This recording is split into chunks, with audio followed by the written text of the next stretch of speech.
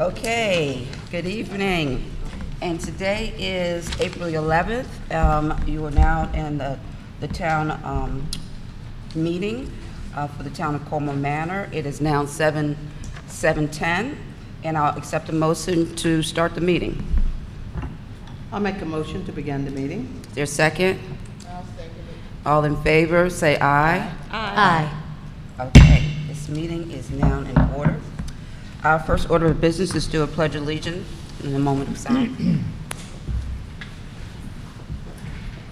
Pledge Allegiance to the flag of the United States of America and to the republic for which it stands, one nation, under God, indivisible, and liberty and justice for all.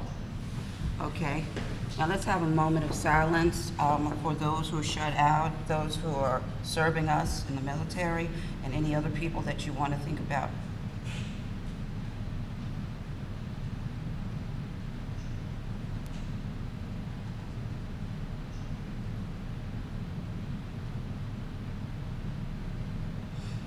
Okay, now let's have a moment of silence to think about all the things that are wonderful in your life, wonderful, beautiful day that we had today, and all of the good things so that we can sit down on a good note.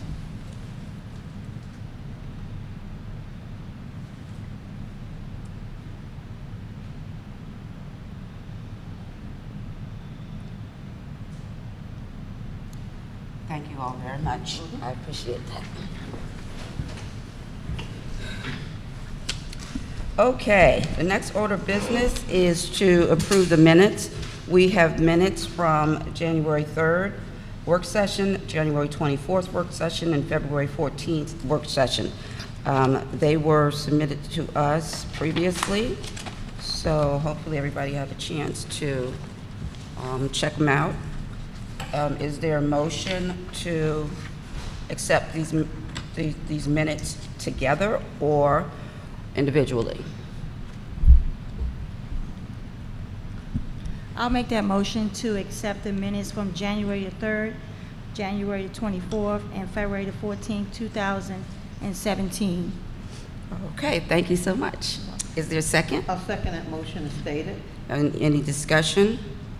Call for a vote. Ward 1? Aye. Ward 2? Aye. Ward 3? Aye. Ward 4? Aye. And the mayor votes aye.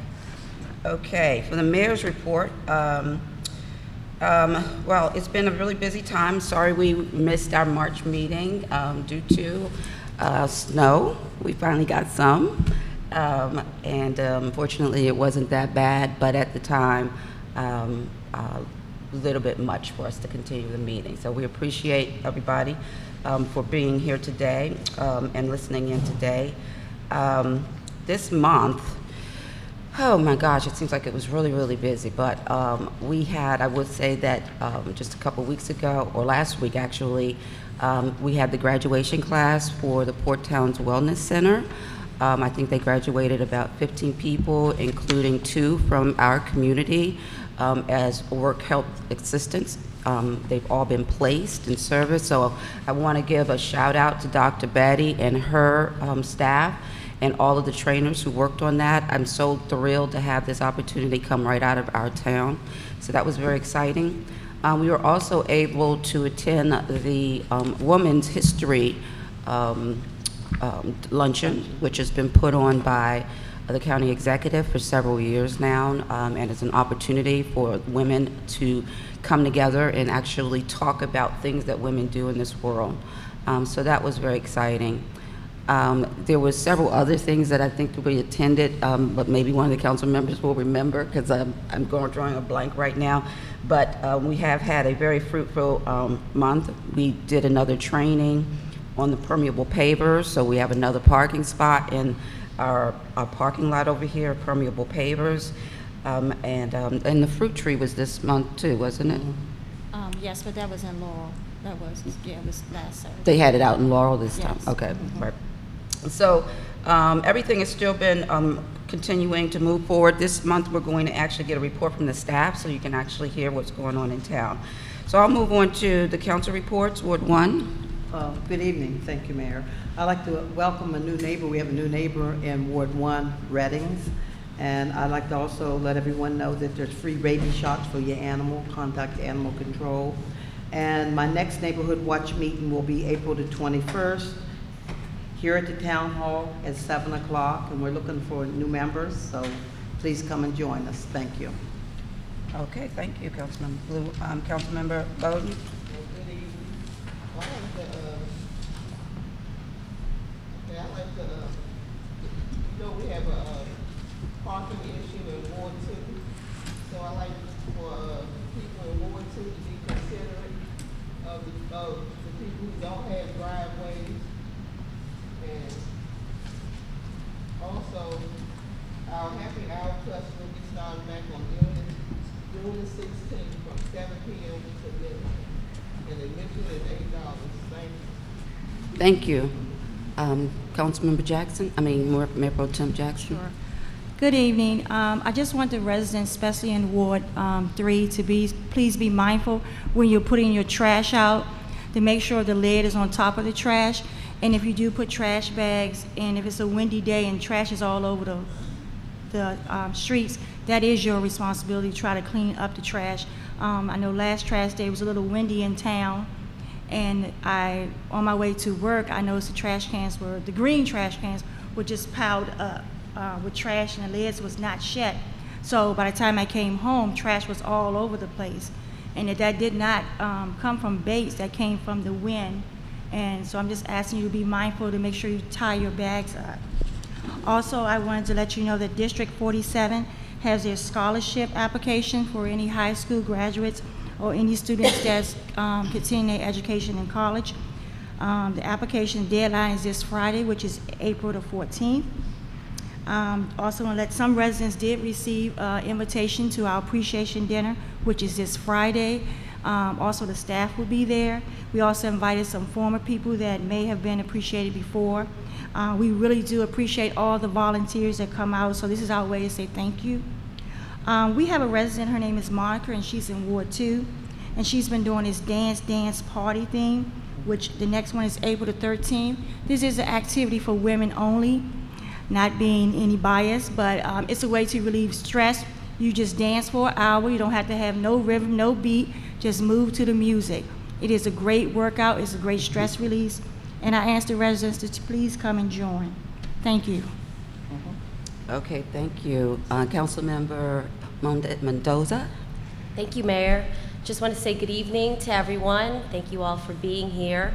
Just wanted to point out that it's spring. Happy spring to everyone. I had a resident of Colmar Manor come to me about if anybody is looking for free mulch. Prince George's County is doing a program where it's called their Mulch Madness, and you can get the mulch, and that will be an event on Saturday, April the 25th from 8 a.m. to 1 p.m. at the Prince George's County Yard Waste Composting Facility. So you just have to make sure that you bring your own devices to get the mulch.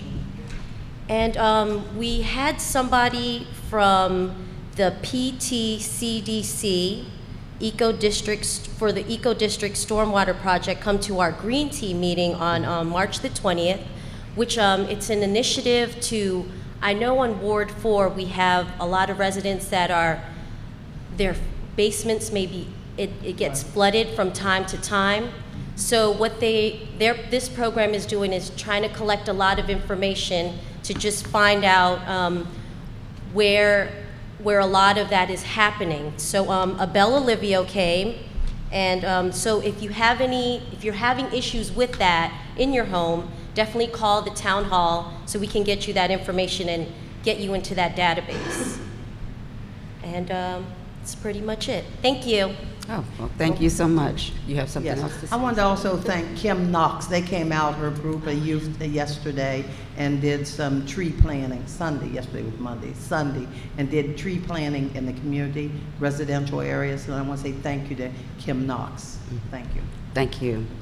Yes, and I also want to mention that also held this month was Bridging the Gap, which was sponsored by End Time Harvest Ministries and the Port Towns Youth Council, where they met here with police officers from multi-level policing departments to discuss issues that young people have in relationship to their about their relationship with police and how they feel about it, and for the police to actually express ways that they could assist and help. So that was a wonderful program that was had.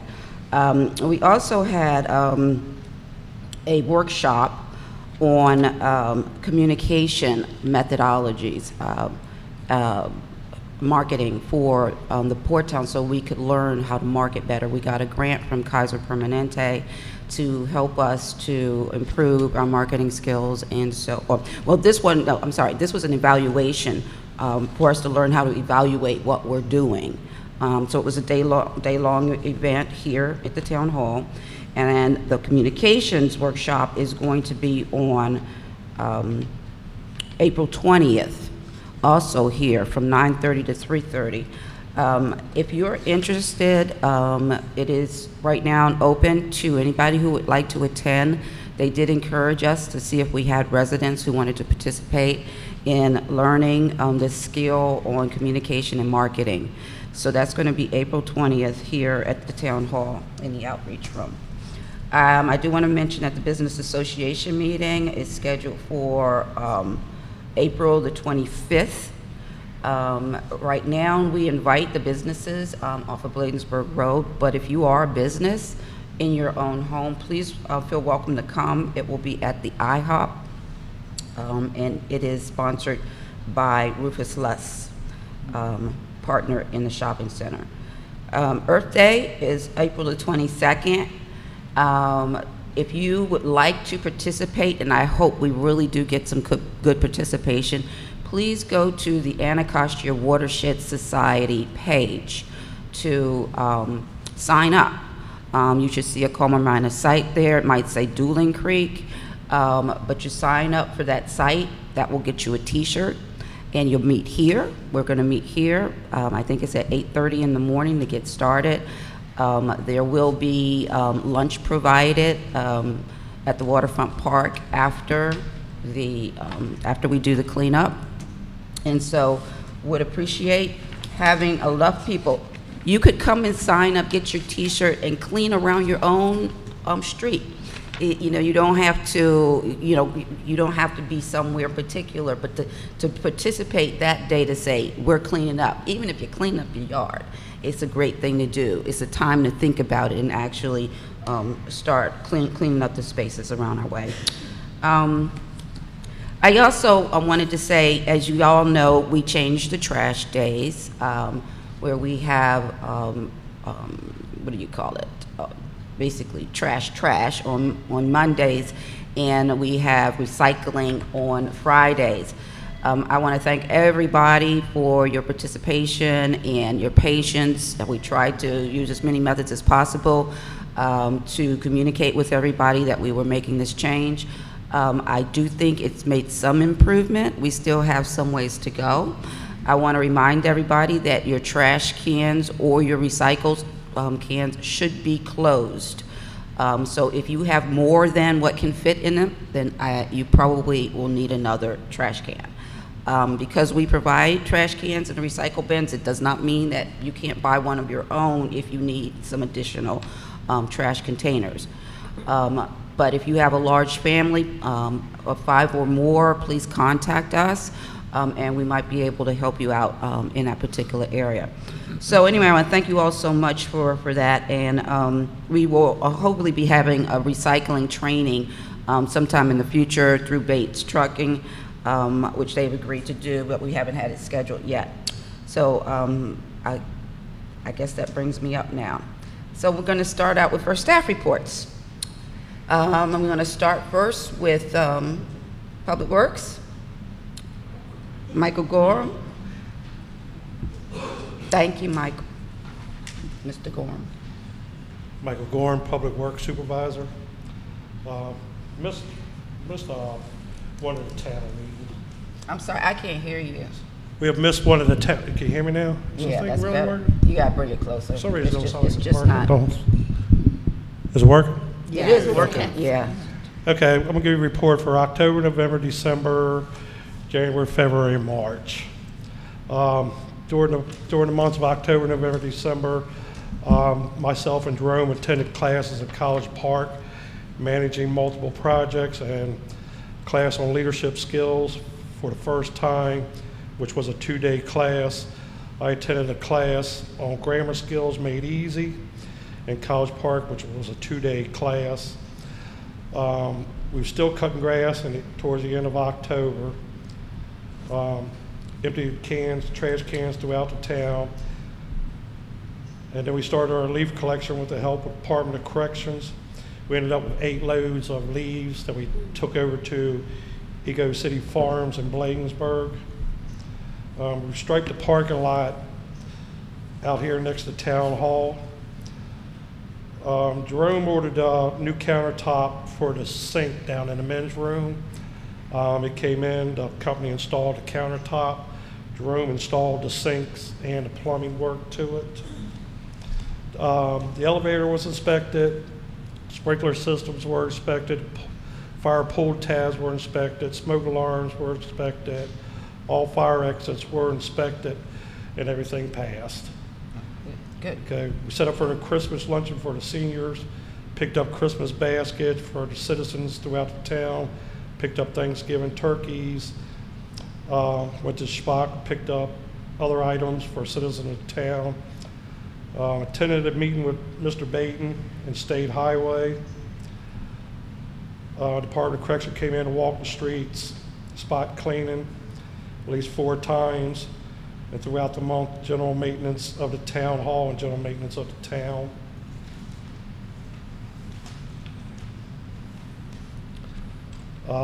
We had a mild winter this year. We only put out one load of salt, and Mr. Porter only plowed once, and that was in March.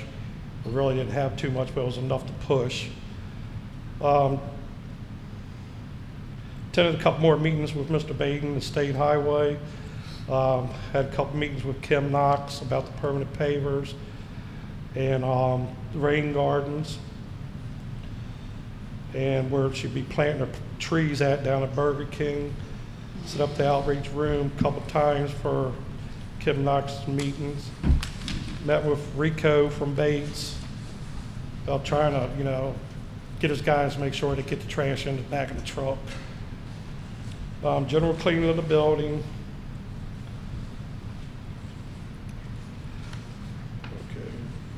General cleaning of the building of the town, emptying the trash cans throughout the town. Department of Correction come in again, walking the streets.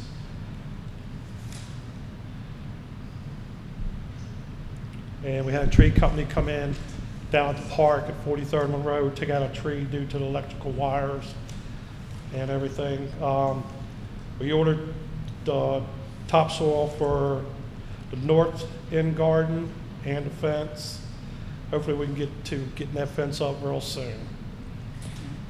Pretty much it. All right, well, thank you so much. Appreciate it very much. Anybody have any questions for Mr. Thank you. Gorham? Just thank him. Thank you, Mike, so much for working with me, for looking over different fences. Thank you so much. The Garden Club really appreciates it. Hopefully I can start with that fence personally. Yeah, and I want to thank Mike, Kim Knox, and Mr. Porter also for the rain garden. It looks nice. Thank you. Okay, administration. Hi, Judy. I'm going to be You- talking about some of the projects that I Judy work- Myers. Yeah, I'm Judy. I work in administration, and some of the projects that I'm currently working on, I'm working with Vivian on the appreciation dinner that we're having on Friday. Port Town Day is we're in full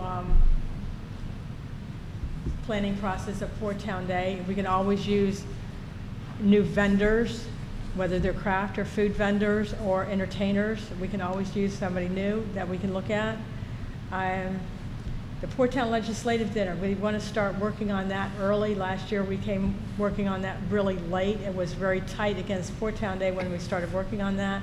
So the first meeting that we're having is tentatively April the 20th to start going over the mailing list and starting the planning with that. In lieu of. What time is the meeting? It's either 6 or 6:30, and the 20th, he's going to confirm that. Rod's Is it gonna- here or Bladensburg? Edmiston. Oh, Edmiston, okay. That is the legislative dinner meeting. There's a four-port town meeting on, it's in your package, and I didn't write that one down. April 24th. April 24th, it's a Monday, is a four-port town meeting, and that is in Edmiston also. So there's- is the there are Port two Towns Day different meetings. meeting and the Port Towns legislation meeting at the same different Legislative meeting? dinner meeting. Okay, and, oh, you said, now when is the Port Towns Day meeting? The Port Town Day meeting, it's April 19th. Oh, okay. So we're in the planning process already. I've kicked off a lot of things, got a lot of And where things is for that? Edmiston. Both of them are at? Yeah, everything is at Edmiston. Okay. This time, next July, I'm not sure. I think it's in Bladensburg, I think.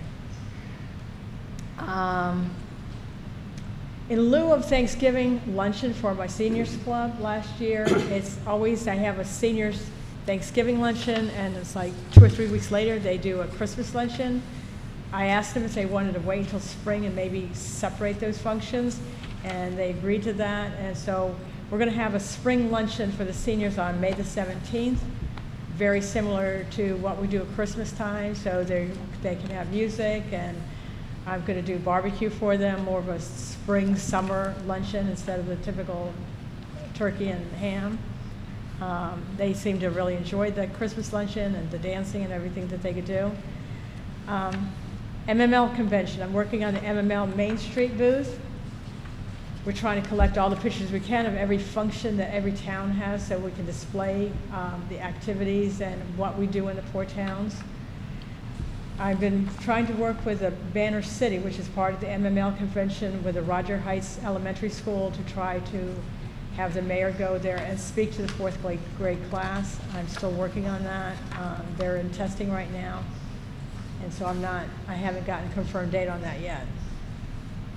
There is a meeting of 4 towns with Bates on April 20th, and that coincides with the Health Partnership Communication and Marketing Workshop on April 20th. They're both at the same time. So Say it again? When is the Bates meeting? On April 20th. Can we change that? It's already confirmed with them at 10 o'clock in the morning. Can we change that? We can't, it's with 4 towns. All the port towns Oh, are it's going. all the It's port all towns? 4 Just for towns. us, yeah. Can we still try to change that? He's Because- already confirmed that. I didn't set it up. And they're asking if we Well, want tell some. me who's They're asking hosting? if we want a public works person to be there, which probably is a good idea. Because Okay. they see a lot more than on the streets than we see in an office. So who do we need to communicate with to change that? Because the Rod. communication and marketing meeting is something we want all the 4 towns to attend. Rod, And we spend a lot of money on that. That with- was With the Rod. grant, so. yeah. Is Rodney the one organizing Rod that? Barnes, set up, Yeah, Rod. Rod Barnes. The other one is the, Can you contact Rodney? Because Rodney should have known that the communication meeting is there, because Kim is the one that coordinates with the communication people to schedule this. I don't know what And they're their from the same communications place. with each other are. I don't know how they communicate with each other. So, Okay. Um, I don't want to forget, so if somebody could contact Rod and Yeah, I'll either do have that him in the call me morning. or just say that that's a huge conflict. That's a costly conflict. and the other one's from 9:30 to 3:30 here. The Mhm. the Bates April meeting the is 20th. at the Bates office, at their Bates trucking office. Do the times actually overlap, Judy? The communications is from 9:30 to 3:30. It's a whole Yeah. day. That's what I'm saying. It's a very And expensive. then that evening is the legislative dinner is that evening on the 20th. So it's a Right, which pretty, is- pretty full day. Yes. It's a really full day. The Business Association meeting, the invitations have gone out with that. They went out before the end of March. I've already gotten a couple responses to that. Bless you. Taking an Excel class on April 27th. Dan has told me that unfortunately we did not get funding for the Yo Street Park, right? So we've done that for 2 years. I don't know how else we can try to pursue. They explained one time to me that, and Mike was there, that their funding goes to big places that have big parks, and that's where their funding all goes to. So I don't know how we can Who was that with? Park and planning. Park and planning. Mhm, Park and planning. Oh, park and planning grant? Oh, it's actually The a Newton community Street parks Park. and playground grant program. We've been very fortunate over the years that we have gotten our share. I mean, we've actually received funding 2 years in a row to upgrade the 38th Street Park, and the only thing we're waiting on now for that is the MOU with Maryland National Capital Park and Planning Commission. And, you know, the upgrades are going to be over $200,000. So we got about 92,000 one year and 7,000 the following year. And so it's not that they give it to larger municipalities, it's that, you know, they really try to spread the money around. And like for this session, they only awarded projects to 3 municipalities in Prince George's County, you know, out of a total, they had, I think it was 69 applications, and they awarded 21 projects across the state. 3 of them were in Prince George's County. So, you know, I think it was just this session, you know, we already have 2 projects that we've been awarded. We haven't done the construction. You know, that's another thing they look at, which isn't our holdup, it's park and planning. You know, so you know, it's a good program, and you know, just because we didn't get it this year, it doesn't mean we won't submit it again. Yes, absolutely. Please submit it, because that part really needs to be updated, and we are Is that very Yost? appreciative. Yeah, Yost Park. Yes, Yes, absolutely. yes. It Absolutely. needs to be really updated, and actually, I'm hoping to corner some public park and planning head people in Ocean City, because we really need that park updated. But Julie and Dan, thank you for submitting it 2 times, and I hope the residents know that we are working to get that park, because we have a lot of little toddlers Oh, that yes. really want to use that location. Thank you. And I believe that there are some more foundation type playground grant opportunities out there I that you don't know could what they just, are, so we can you pursue you that. just search, Google it, you know, and see what comes up and see what's out there. There's also, I think, I don't know if they still have it, Dan, but they had the state, I remember using years ago, they had I think they called it a red book. It's a And- blue book. It's a blue book, okay. And it has a list of just all kinds of potential grant opportunities that could be available. So you might want to take a look through that and just see what's out there. We have delivered the Summer in the Park contract to have the children back again this year for the Summer in the Park program with Park and Planning. That has been delivered. It has to be signed by Park and Planning, and they will start sometime right after school starts. I've pursued the Prince George's County Youth at Work program again this year. We had 2 students last year that worked 8 hours a day for several weeks. They are trained by Prince George's County. We had one in the police department, one in Public Works. They worked out very well. We are pursuing that again this year to see if we could get 2 more students to help us out. And usually we get somebody from the Port Town Youth Council, a student from there that also helps us out. When, you know, we spread them out. And if we get a town student, like we have done in the past, so we have that also. The other thing that we're going to have to start working on very soon is the spring newsletter. Talking to Mike is Oh. what? Spring newsletter, and I have not gone out with that yet. All right. So Okay. that right now is what I've been working on. pretty Well, much. thank you so much. Appreciate it. Thank you. Judy. Thank you, Judy.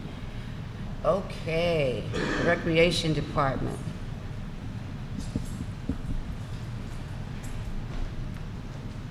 Hello, Mayor, Council, Mr. Barr, Mr. Baden. I'm Renee Watts, Recreation Coordinator.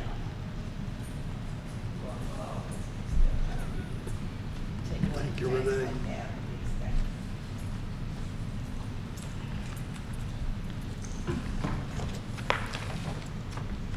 Okay.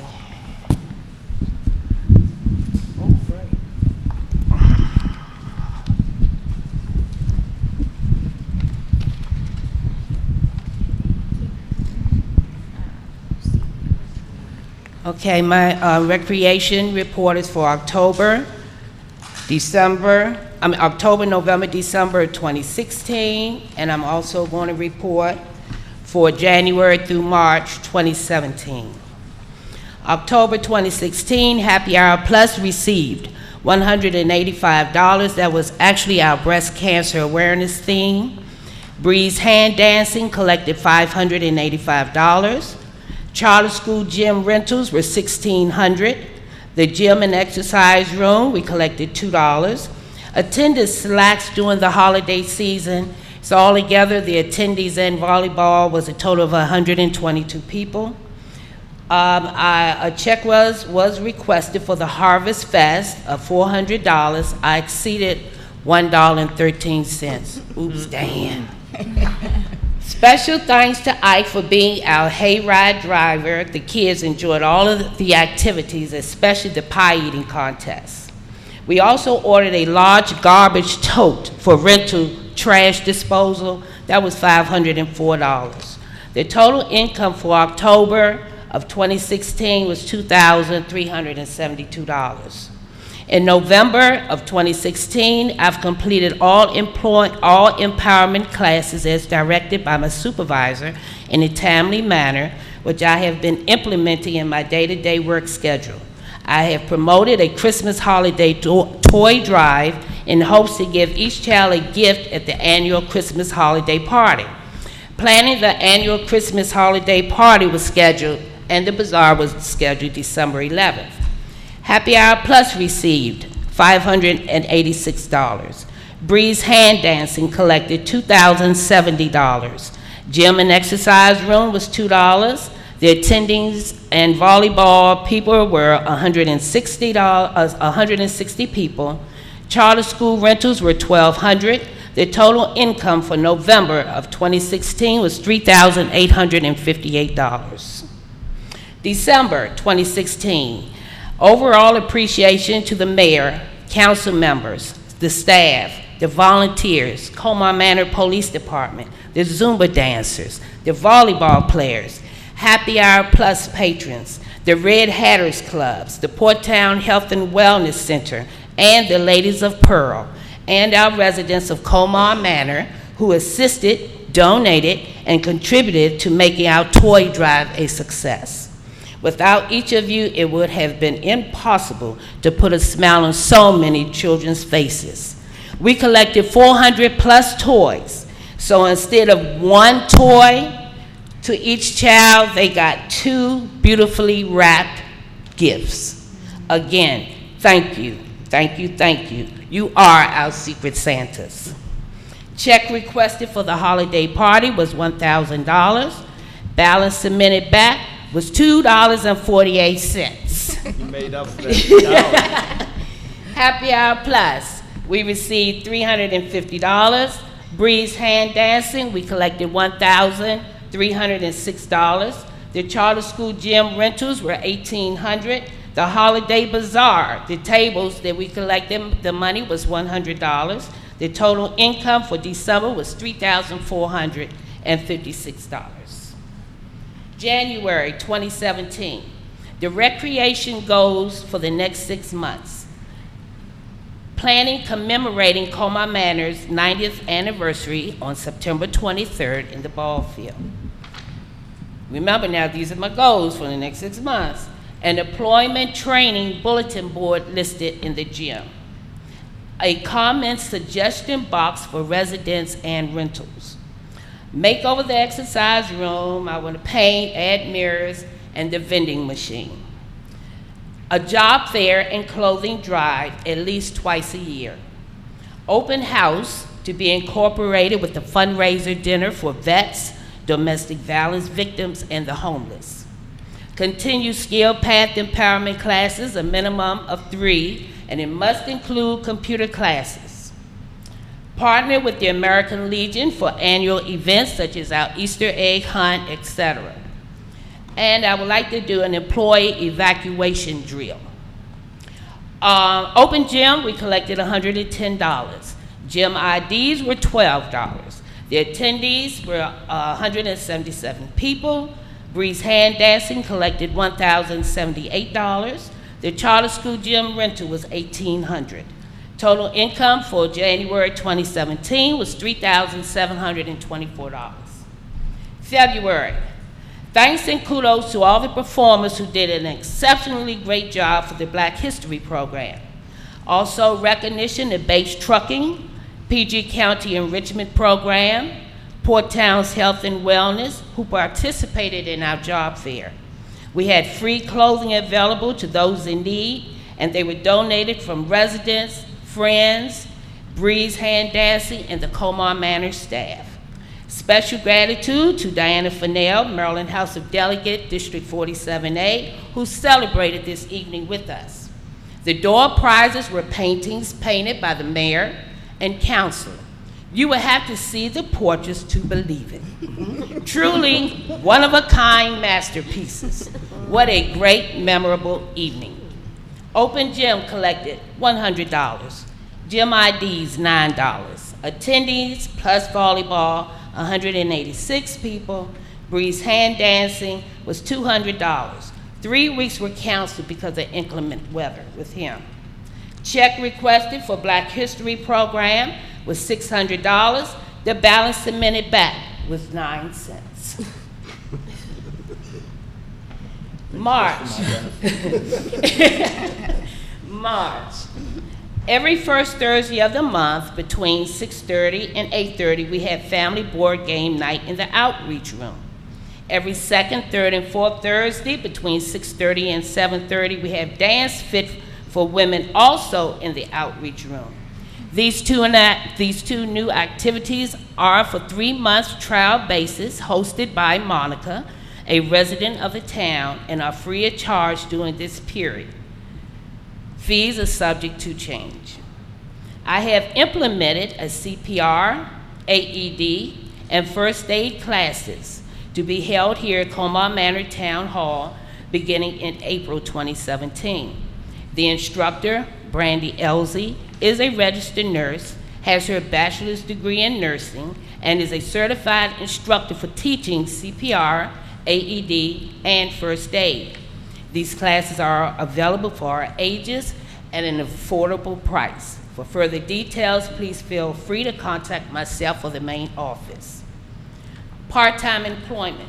We're now accepting applications for weekend porter position. Please call the office for additional information, Monday through Friday between 2 p.m. and 8 p.m. 301-277-4920. Open gym collected, $164. No money for the gym IDs. Attendees plus volleyball were 167 people. Breeze hand dance collected $1,296. Total income for March was $3,141. That concludes my report. One last note. Appreciation dinner is this Friday. And I want to extend my appreciation to my supervisor, Mr. Dan Baden. You have been, now I'm getting choked up, very supportive. You've given me challenges and motivation to excel, and always an open door policy for communication with you. Thank you for helping me build in my social and office skills.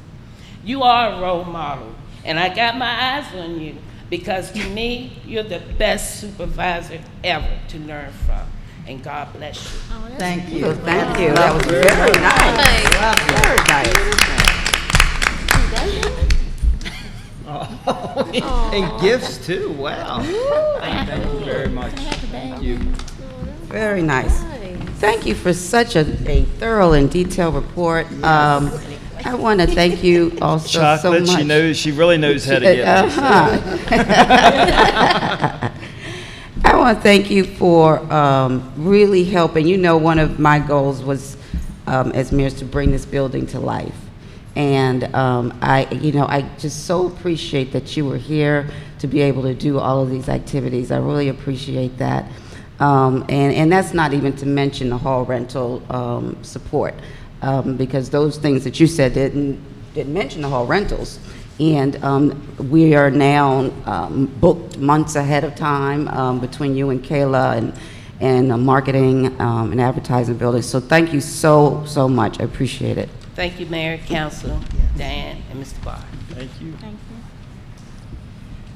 All right. Anybody have any questions? I'm sorry I didn't ask if you had any questions or thoughts you wanted to share about the staff reports. Very good report.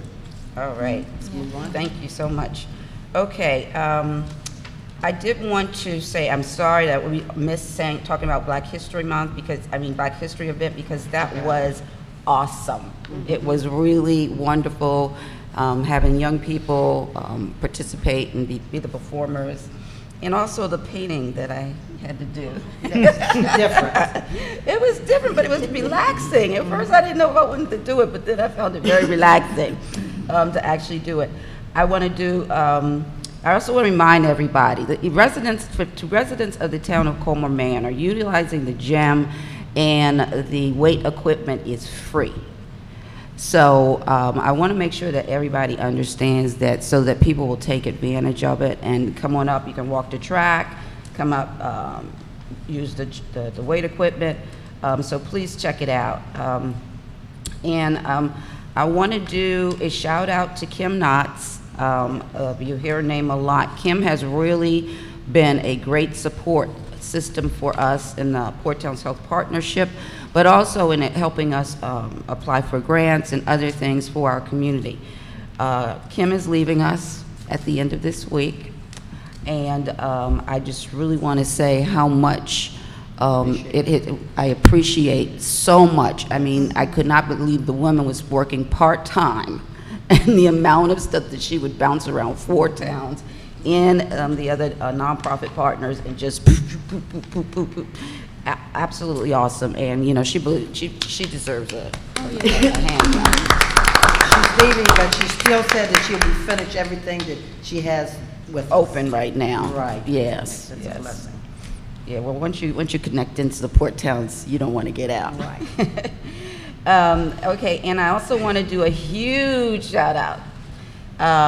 Tracy Stone, who Yes. many of you might know here and there, and he's usually behind that screen back there doing our media activity and so forth.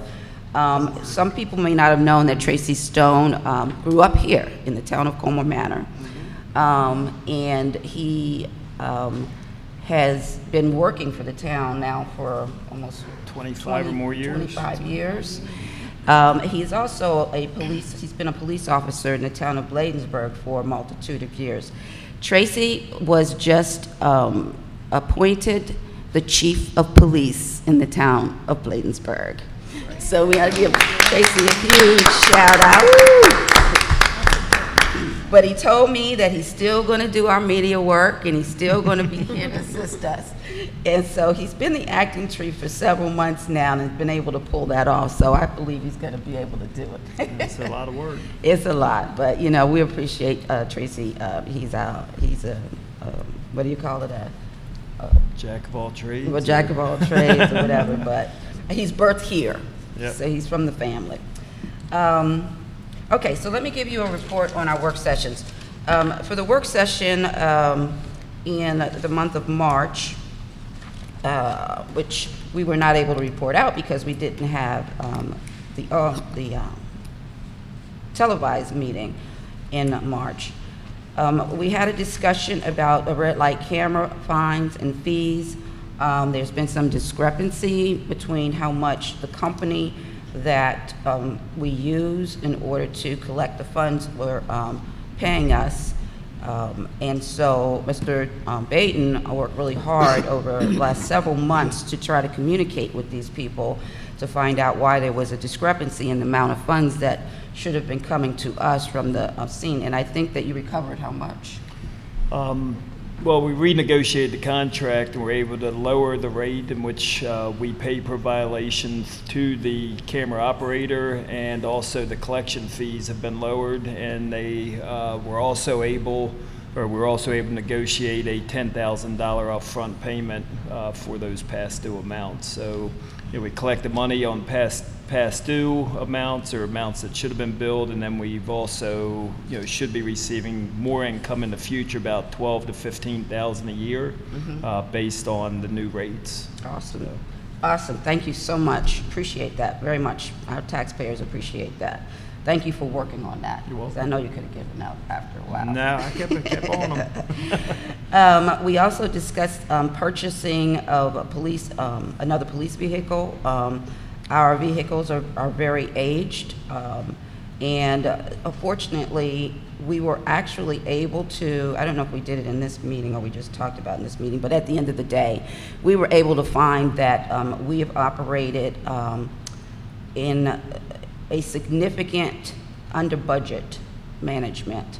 And with the hall rentals and the success, that we were able to actually get the vehicle for, 2 vehicles. we got 2 because we already budgeted for Right. one. One, But we right. were able to get the second one Yep.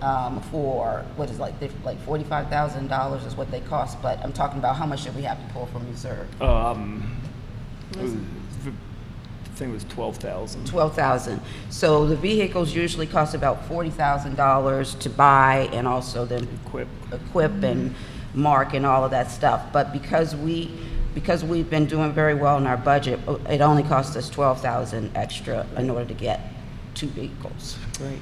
Yes, that's wonderful. We talked about our MOU with Park and Planning. The chief informed us that we did not have an MOU with Park and Planning, and as you all know, parkland surround all of us, and we have MOUs, and this is with the police department. We have MOUs with the town of Edmonston, Bladensburg, and Cottage City, but we don't have an MOU with the parks police. So he has been working on that. He has met with the a chief in Park and Planning. They came and walked the area and whatnot, and so he's working on with Mr. Barr putting together an MOU. So that means that the park and police can cover us and we can cover the park police when things happen in the park area. I can't remember what was this police general order, the personal car program? We're gonna We change it. revised the car program, so it limits the amount of mileage in which the police officers are allowed to travel. If they have a take-home vehicle, it's limited to 25 air miles from the town hall. And then they also have to contribute to the gasoline costs as a monthly deduction from their paycheck, which wasn't in effect previously. Okay, all right. Okay, thank you, thank you. So the chief also talked about the Colmar Manor Emergency Operations Plan, and I believe that he was letting us know that it needed to be updated, and he was going to be working on that. We are actually upgrading the chambers and the entrance where we'll have a television to show our cable channel when you come in, and other activities and things that are going on. And we're upgrading in the chambers because we do have people who would like to rent the chamber often for business conferences and so forth. And you know what? We like to rent the place wherever we can. So we're upgrading it so it fits more of a business opportunity. We had a budget adjustments, which in summary covered, we took a lot of the places where we were under budget in order to supplement the areas where we were having additional needs for the budget. Big ones. It's the red light camera, right? Mm-hmm. Was the biggest one. Yep, the total adjustments, were 51,438 between the accounts. Yeah, after the budgets were moved around, it only was a change of about $1,438. So we were able to make everything work and match into the same budget that we had. So with the TVs and all that stuff, none of that's new. Everything's in the budget, but covered in the budget. The mayor and council usually have a powwow retreat. We talked about scheduling that so that we can talk about the things that we feel that we see on the streets and things in the building that need to be improved. And we do a walk around and walk through the building and document what we feel needs to be considered. And then we set up our budget schedule. And our budget the schedule actually commences on October the 18th. October?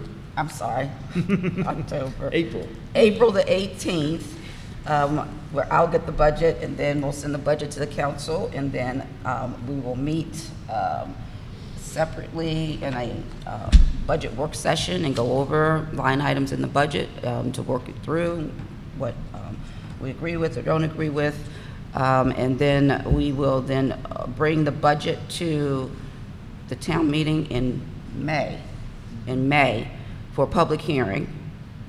And then after the public hearing, we will accept comments, take those back. If we need to do more work on the budget, we'll do some more work in the month of May, and then we'll bring the budget back in June for final approval and adoption in the June meeting, June town meeting. And that was the work session for March. So the work session for April, you'll hear a little bit more about this in a minute, but we needed to do some correction on our overtime policies, which we learned after the snow event. And I'll let Mr. Baden, this is on the agenda for this week, so I'll let Mr. Baden explain that a little bit more. I also met with Alpha, who is our technical internet people, because we've been having a problem connecting. Our clients have had problems connecting to the Wi-Fi. And so I met with them, did a walkthrough around the building where we were having the problems, and so he made some recommendations on how we can improve it. We voted in order to approve the upgrades that we need to the internet system of an amount no more than $1,000, which will probably be less than that. I'm suspecting it's going to be about $650, but that's going to make a big difference in us being able to bring in business people during the day who need to have Wi-Fi in order to operate. We also talked about getting a hall rental phone. If you've ever done a rental here, you'll know that a watcher has to be here during that period of time. That watcher is your person to connect with as you're getting ready for your event. And currently, unless they're in the building already, the client has no way of contacting their watcher. And so we are looking at, Mr. Baden will be looking at us getting a phone and finding out what that will cost so that we can make a decision on getting that phone. We also talked about getting a standard laptop that's available for the outreach room in particular, but at other times when our client might need a laptop or when their laptops won't work with our system, so that we have something available in the building that's available to the community. So Mr. Stone is going to be looking into that for us. We also are looking to be able to accept credit cards. We are continuously being asked, can people pay by credit card? And we don't have credit cards. That's whether it's the police department or whether it's for the hall rentals. So I have instructed Mr. Baden to make sure we actually get credit card availability to be able to accept credit cards as soon as possible. Because it can be challenging when people have to leave and then go somewhere else, go to the ATM to come back here, and it sort of kind of makes us out not in the 21st century. So we'll be getting that done.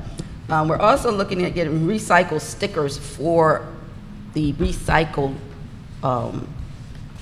cans, the recycle cans, because from what we observe and what Bates Company observes, it seems that not everybody knows that one can is for recycling and the other can is for refuge. And so we're hoping that with the standard recycle sticker that people are used to, that people will now observe that that is for recycling. And in mentioning that, I want to say, in case anybody's looking, please don't put plastic bags in your recycle bin. Please don't put your recycling inside trash bags, because once they're in trash bags, they can no longer be recycled.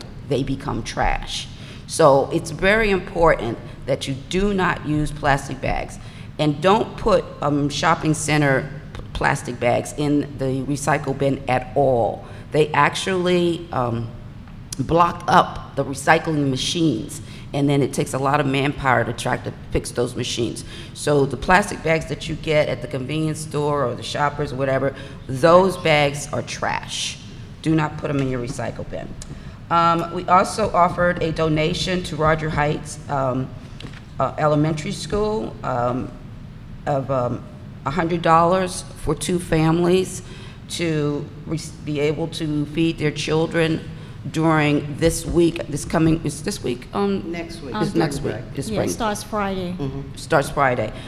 Because a lot of the students in the schools, the breakfast that they get and the lunch that they get in the school is the only food that they get to eat. And so when they're out of school, there's a chance they may not have food. So Rogers Heights has asked all the towns for whom the students go, and our students go to Roger Heights, if we could donate for a couple of families to see that these children can still eat during so we're going to be getting Shoppers Food Warehouse cards, $100 a piece per family to help those families out. And then we also offered a donation to Access to Holistic and Productive Living Institute of $50 in appreciation of the Health and Wellness Center here and to help sponsor the graduation dinner that they had last week. And that's it. Let's see. We talked about the fence in the East Garden, which you've already heard Mr.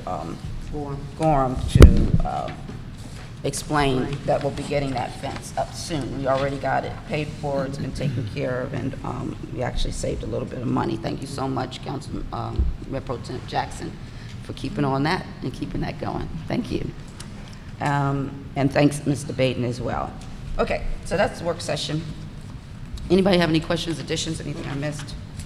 Okay. So getting back to this meeting, okay, we're going to the treasurer's report. If anybody's interested, there's copies of the treasury report on the table over there. Right, I'll give a quick overview of the report. For the month of March, we had total revenues of $27,046. Included in this figure were the third quarter state aid for police protection grant funds of $7,645. We had rental income of $7,193. That gives us total rental income for the year of $56,991 against a $75,000 budget. So right on target in that area. Under the expenditures, we had total general government expenditures for the month of $55,369. This is spread out amongst most of the general government line items. Total year-to-date expenditures for general government are $487,637, and the budget is $780,325 for the year. For maintenance of the facility here, total for the month of March were $6,236. Year-to-date, $68,582, and total budgeted $96,500. For public works, we had total expenditures of $23,469, bringing the year-to-date expenditures to $187,790. For the community center operations, expenditures for the month were $5,782. Year-to-date expenditures of $47,036. For public safety, expenditures for the month were $37,190. Year-to-date expenditures, $273,250. Total budget, $491,750. Total expenditures, as outlined above, were $128,000 for the month of March. Total year-to-date, $1,064,000, and we have a cash balance at March 31st of $985,670. That's a brief overview of the March report, and ask you to accept it. Okay, is there a motion to accept the budget for March? I'll make that motion as stated, Mayor. Is there a second? Is any discussion? So again, I really want to mention, I want to thank everybody, including Renee, who as you can see, when she gets her budget, she watches that budget to a penny to make sure that she stays on it. But I will mention, I'd like to look at the budget, and if you have it, you'll notice there's percentages on the end, on the right side of each page, which basically tells you what percentage of the budget have we spent so far, year to date. And it's always a good gauge for me to determine whether or not we're in or out of budget.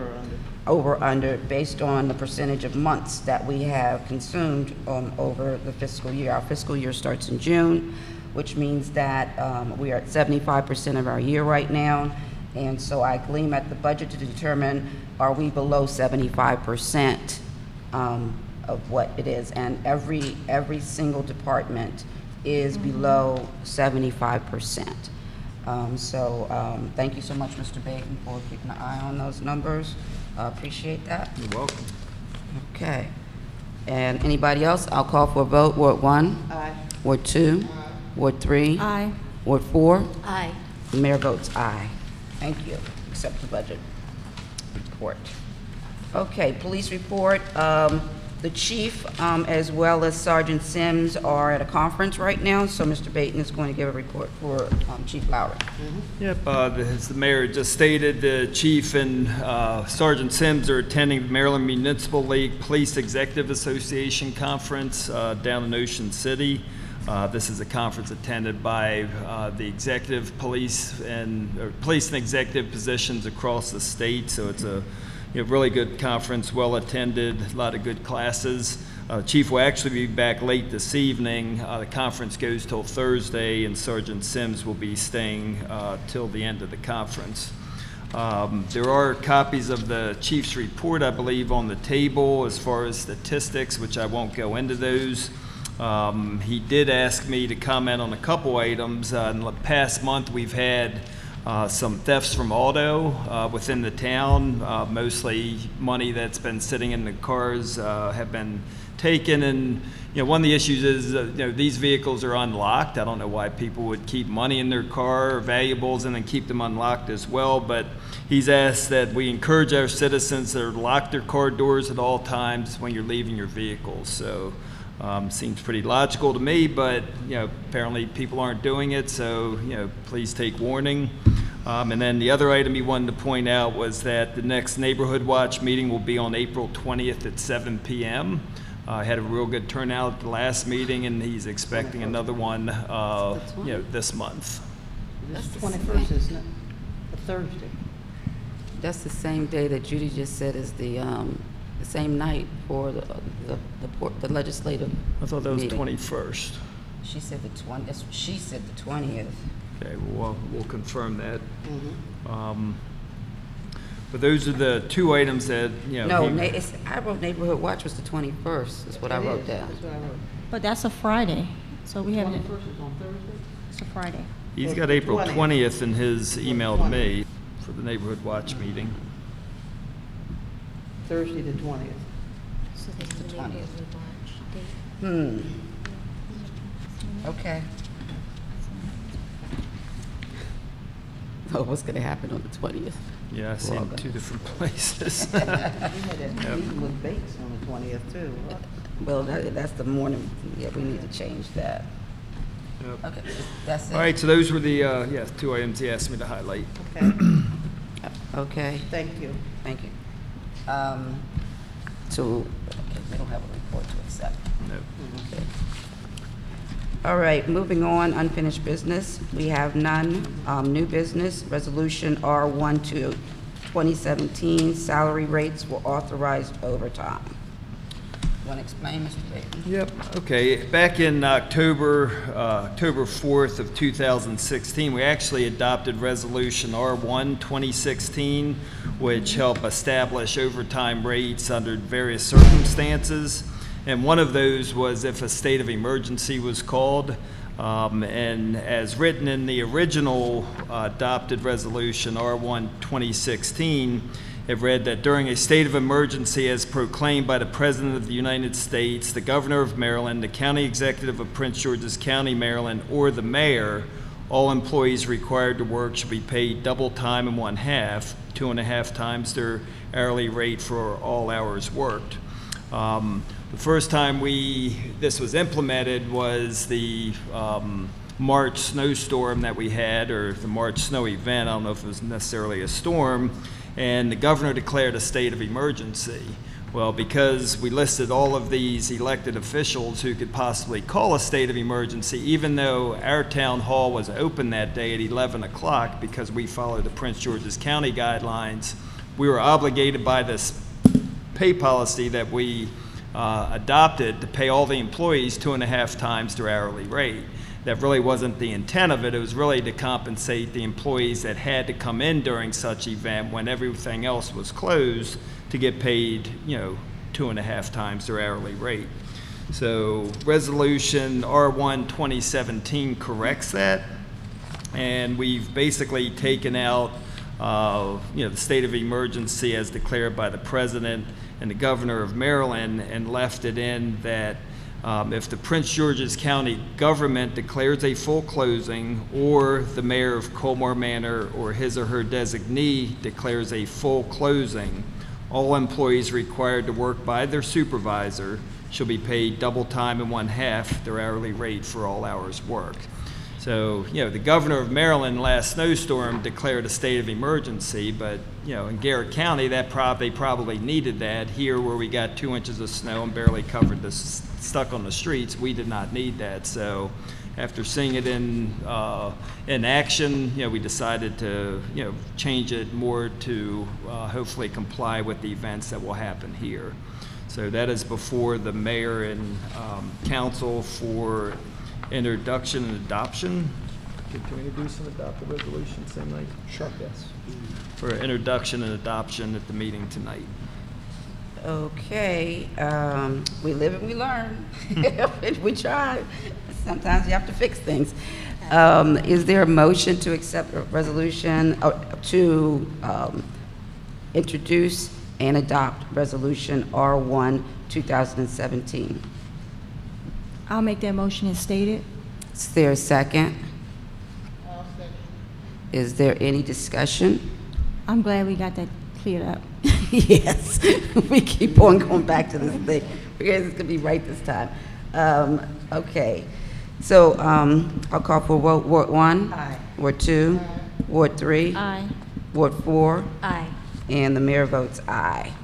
All right, well, that concludes our business on the agenda, and we will move forward to our committee reports. Mr. Muchler, you have a senior report for us? Yes.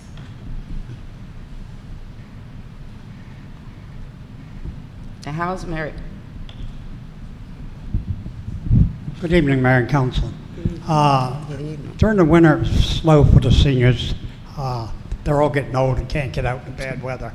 But we did have meetings. We did cancel one meeting, and that was last month on the 15th when we had that little snow flurry around. We had a meeting last week. We had 13 members there. But during the year, we've had a few members from Emerson House come down and join us, and they have invited members here to come up there, so some of them have been going up there. Every year in the spring or early summer, the seniors all went out somewhere to lunch. This year, since Judy was planning something extra, since we didn't have the Thanksgiving dinner, we decided at our meeting next week that we would just have a potluck luncheon here.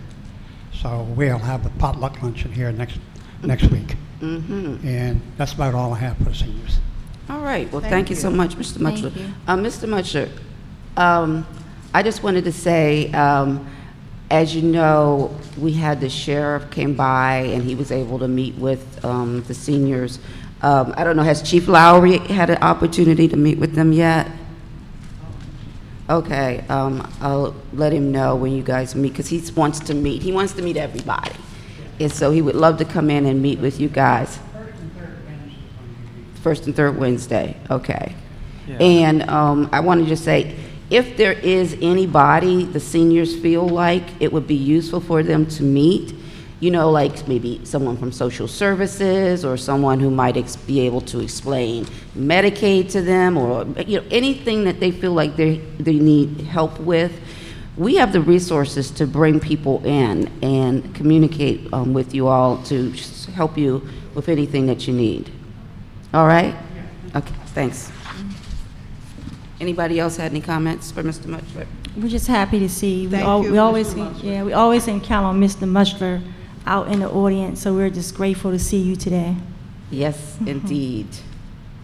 Okay, thank you. Okay, next up is the Garden Club. Who's reporting for the Garden Club? I'll give the report. Our garden president, Doretha Epp, could not be here. Colmar Manor Community Garden had a table at the community forklift, their garden party. I want to thank Paul, Leslie, and Kevin, and Doretha. They were there. We had some seeds, tomato seeds that was donated to us from Carrie Biggs, who was a former resident. Well, she's still a resident because she owns property here. She donated seeds to us. So Leslie took the time and started the seeds in her basement with the help of her husband. So we were able to sell 55 tomato plant seeds.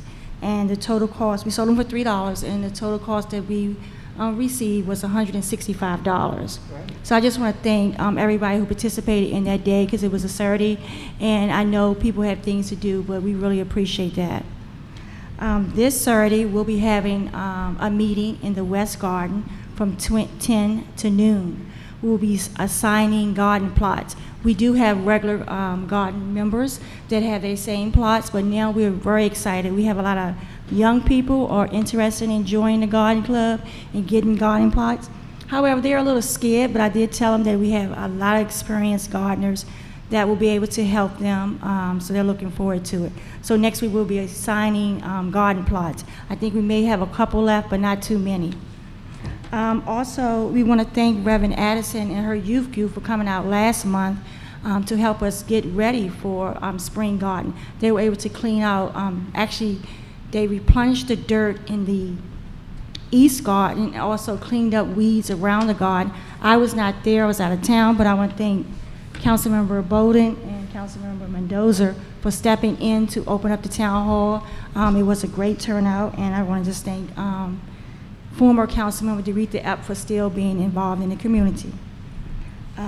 We have Arbor Day coming up, and we're going to plant trees with the help of Kim Knotts. With the mayor had always stated that she has another job opportunity, but she was able to get us some trees that we'll be planting on April the 29th. We are looking for volunteers. There are 6 trees. I apologize, I don't know the name of them. I wish my master gardener was here. But if you are interested in helping us plant those trees on that morning, please let me know. And I look forward to seeing everybody at the garden on Saturday. Thank you. Thank you so much for that. And in just saying that, I wanted to remind everybody that we have yard waste bags up here at the town hall. I think, what is it, They're $2. $2. I thought it was two for $1, something like that. They're here. Or yeah, they're here. You don't have to go all the way up to Lowe's or to Home Depot or whatever to get them. They're here. You can come to the town hall to get your yard waste bags. And it is the law. You know, you have to put your yard waste in a bag or in a can. Again, just like recycling, don't put your yard waste in plastic bags. And bundle them branches up. That's right, and you bundle up your branches. And one thing that we don't do a whole lot, I remember when Mr. Mutchler was talking about the seniors getting out, I want to give a shout out to our drivers, Mr. Blue, Ike, Martin. You know, they do a great job. They're all former Metro bus drivers, and we're so happy and pleased to have them here and available to help us get our seniors around. Okay, I'm gonna move on to a green team meeting. Mr. Yes. Howell?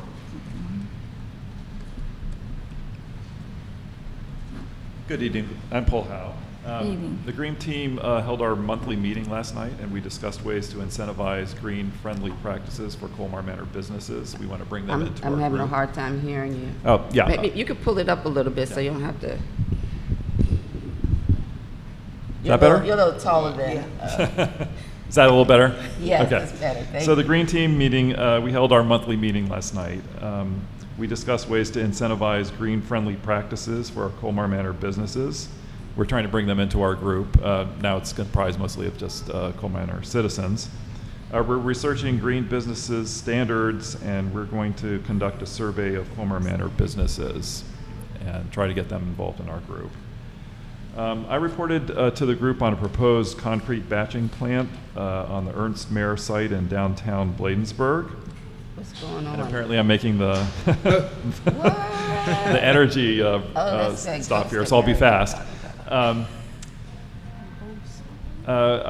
talked about the impact that plant might have on the Colmar Manor and the other port towns, and I briefed the group on a new citizen coalition called the Port Towns Environmental Action and the actions that we're taking to protest this proposed exception to build this plant. I have more information on that if anyone would like that after the meeting. Thanks. Okay. All right. Well, Thanks, thank you Paul. very much. And the next Green Team meeting is when? May 8th. May 8th. Yes. All right. yes. Thank you, Paul. Thank Mayor, can I add, I forgot that we did have a canning class here. Oh, yeah. And Mark Hansen was the instructor, and we had a great turnout. One of the things at our last Green Team meeting, the mayor wanted us to start now really just trying to see, one, how people were getting noticed, two, really rating us on the workshops that we're getting. And I just wanted, we had like 22 people that attend, and a lot of people that there actually said they got the information from our newsletter. Awesome. I know we're trying to go green, but that was the outcome that they were able Well, to. they might have got the newsletter by email if they're on our email list. Yeah, that's you know. true. But they did say that they received the information from the newsletter. But it was a great turnout. Good. Awesome. Thank you so much. And I also want to mention, we're all a member of WINGS, which is Women in Government Service. And a part of what we do in WINGS is to increase the number of elected and or appointed women in local, county, state, and federal government, and to ensure that women have a seat at the table when policies are made and funding is allocated, to ensure that those policies and funding allocations do not negatively impact women. We also mentor women in assisting anyone who is interested in getting in local government. So if anybody out there is interested, please call the town hall, and I am very, very happy to sit with anybody and go over the details. Any women who are interested in getting in government, we really would like to see that happen.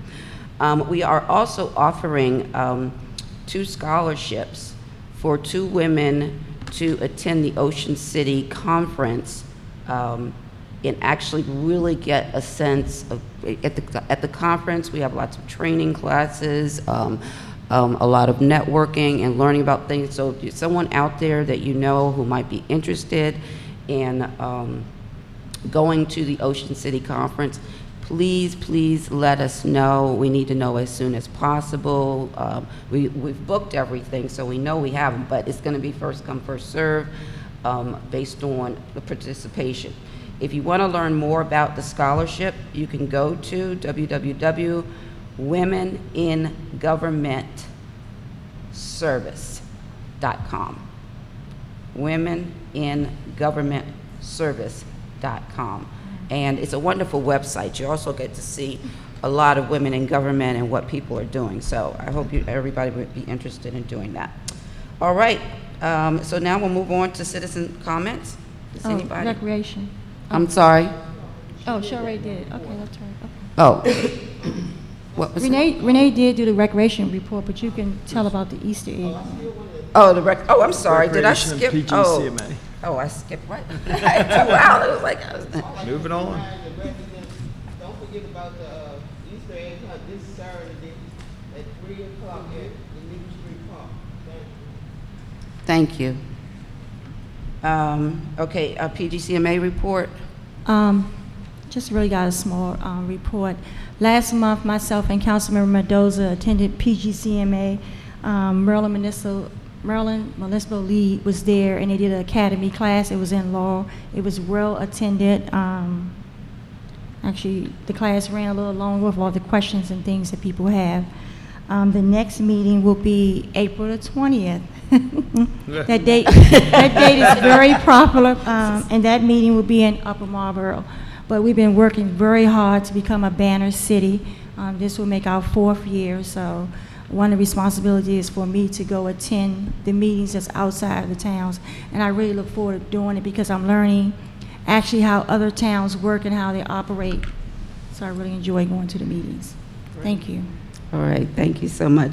I will also mention, because we have got 2 months in here, the month before, PGCMA met in Upper Marlboro at the sponsorship of the county executive. Yes. So the county executive hosted that particular event, and we were able to talk to the county executive about things that we're concerned about in our community, and the things that we feel like we would like to have more focused on from the county to help us and assisting us in the things that we deal with.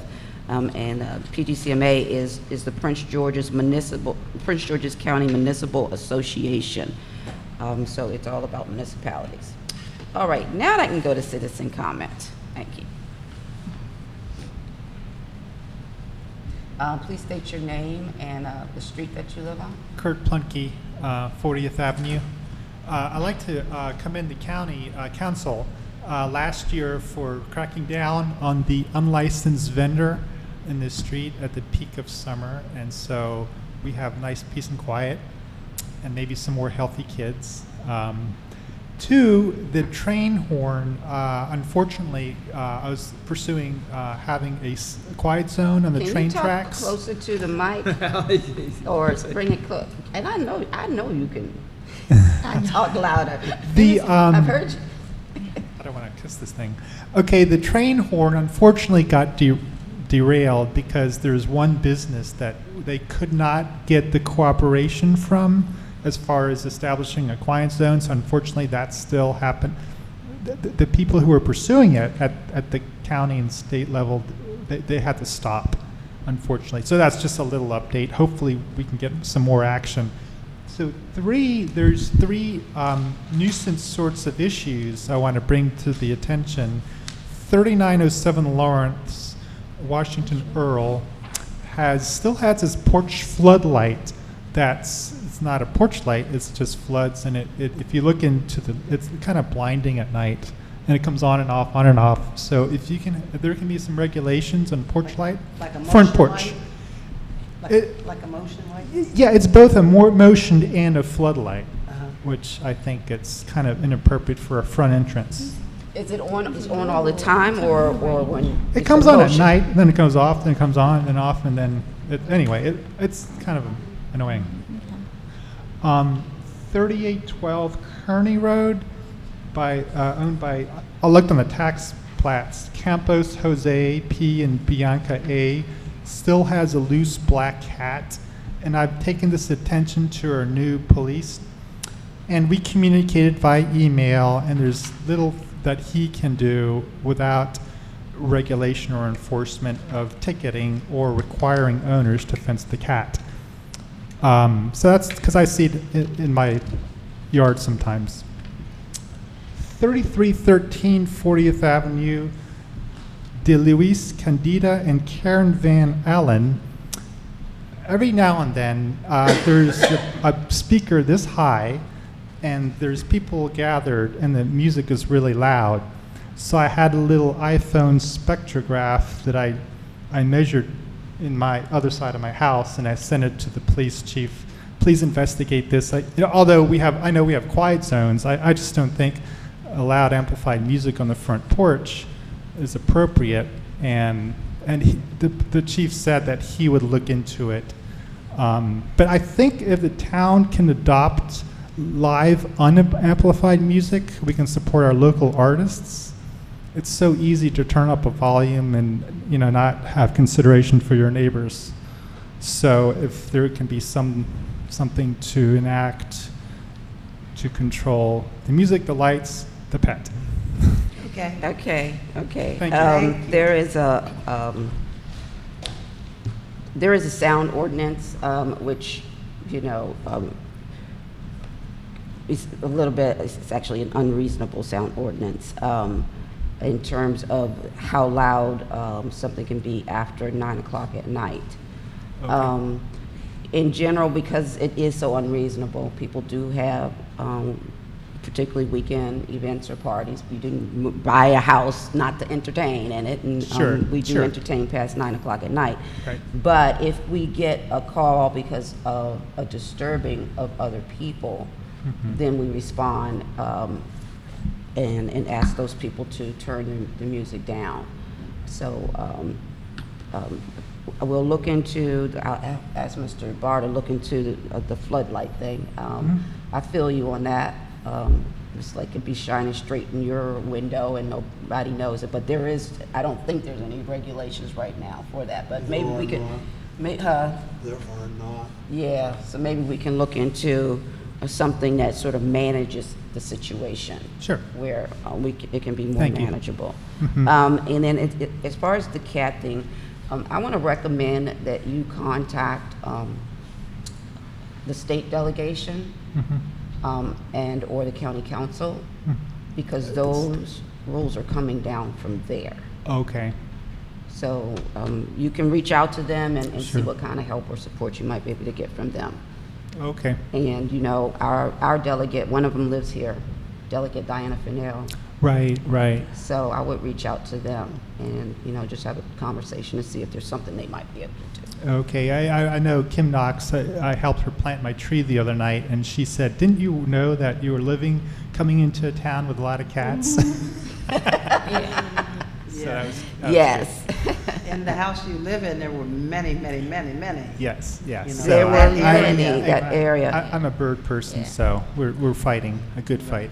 But I will tell you that there is a resident in my ward who has been doing the catch, tag, and return for years now. And we had an enormous cat problem. Someone lived in the house, had like, I don't know, 40 cats or something like that when he died. It's the same situation that you had. And once he passed away, I mean, Ward 4 was just like full of cats, crazy. And she's been living there all this time and been doing this for these many years. So, I mean, it's taken about maybe 15 years, but it really has worked over that period of time because it really is a lot less down there now, you know. Wouldn't you agree, Melinda? Yeah, she loves you. Yeah. Do you remember when there was so many more cats down there? Yes. So anyway, there's hope in the works, but I'll try to just give you some ideas. Thank you. Thank you so much. Any more? Just state your name and the street that you live on.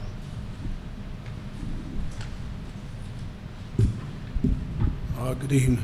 Good evening. To the mayor, to the council. I'll make sure I'm heard, trust me. My name is Brandon Presco, I live on 40th Place. And it's a lot of things I could go with. First of all, I'd like to put this out. I'd like to meet with the mayor and the council. Sometime, you know, sometime it's in the next 2 months by yourselves, okay, behind closed doors, probably after a meeting like this, because I really gotta say some things. I'm never personal. It's always business. But there's some really things that bother me. I get bothered a lot by it. And like I stated before, last year at a meeting, I've sat, I've watched, I'm tired of saying the same thing. So let me start out with this being positive, and I'm never going to be negative, and I appreciate all that you all do. I'll be very quick. We have to increase the quality of life in Colmar Manor first. Not Cottage City, not Bladensburg, not any other town.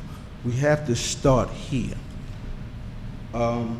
When we do look out into the larger port towns area, we have to look at things like a new library. I don't know if you all been there to Bladensburg Library. Only the bottom floor gets used. It's It's horrible. All of these conditions are horrible. That's my son. He loves to use that word, but it is. It truly.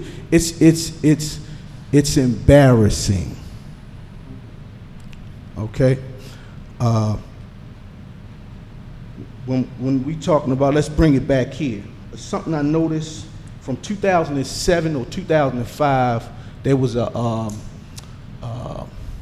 Traciaries, well, I might be using the wrong word, but it was a company that came into Colmar Manor and outlined the historic district. And I don't know if you all seen this. This was back in 2007. The Port Town sector plan and sectional map amendment. Okay, well, it had something to do with a historic district, and it took pictures of the homes. It's on the internet. I could probably, I'll bring it in. I should have brought it in so you could see what I was talking about. But we need to move on that. Some of the town was cut out. The newer homes, I believe where Ms. Fennell and those, I think some of that was cut out. But we need to move on that. That brings value to Colmar Manor. We have a new bike path that takes you, I was told, all the way into the district now. Yes. Okay, people are starting to maybe look at our community. Okay, so we have that, just to increase the quality of life. Along with that, I need you all to really pay attention. Some of you all don't live over there. I think council member Blue, you could hear the dumpster clanging and banging. Okay, excuse me. And back in August of last year, KFC, the landscaper, decided to, before the sun came up, a good half hour, to run all of the machines, the blowers, the edgers, the lawn machine. And then I had to go out there pretty much, and you're not going to do this. And that's what I told them, and they cut it out. We got a problem with the trash. I think McDonald's does a good job. KFC does a good job as far as getting the trash out. But the dumping of the cans, 2, 3 o'clock in the morning, we cannot do that. If anybody is on that Newark side, the Newark Road side in your district, speak to them. See what their issues are. The car wash, multiple openings in the fence. A lot of loitering in the back. You know, the neighbors, if you don't know, I pick up trash every other Sunday when I get off, when I'm off. I did it this past Sunday. I do about 3 or 4 trash bag loads of trash I pick up. I don't need to pat myself on the back. I do that so that I do my part. But what I see is unacceptable. It's unacceptable. Let's talk about public works real quick.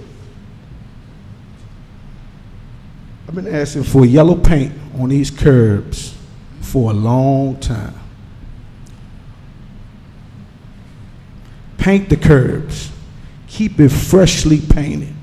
I pointed out also, I see this Mr. Biden, he works for University Park. My daughter goes to school.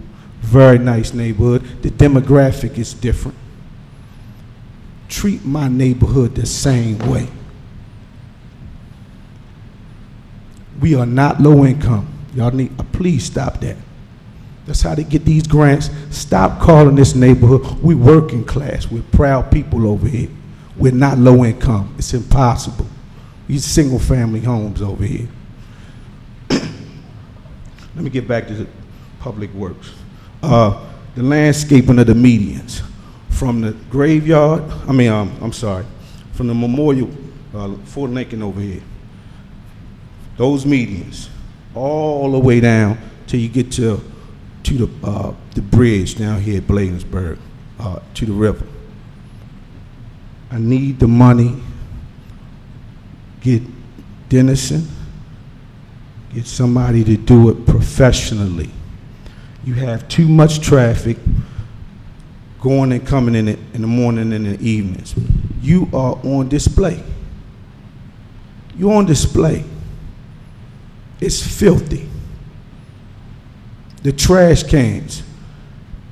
I walk the dog. I said, I see this from the paper company. It's unacceptable. You know, annex that land. I'm sorry, just do it. The building down there, the old police station, is up for sale. Annex it all from 43rd to the river. Annex it.